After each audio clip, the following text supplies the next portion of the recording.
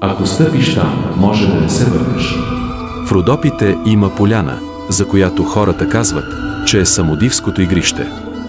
През 1889 година Стефан Веркович записва легенда от село Гела. А тя гласи, че нощем там идват самодивите. Млад овчар заспал на поляната. Събудил го звън.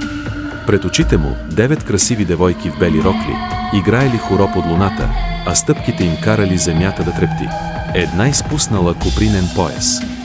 Овчарят го грабнал и хорото мигом спря. 9 чифта очи се впили в него, горящи с черен пламък.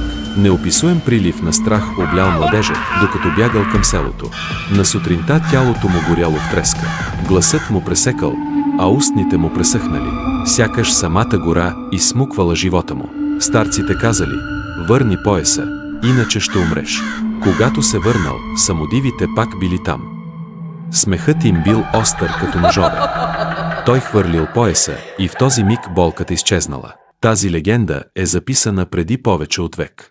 Хората от село Гела и до днес предупреждават: ако видиш венец или дреха на поляна, не ги пипай. Самодивата винаги идва да си го вземе.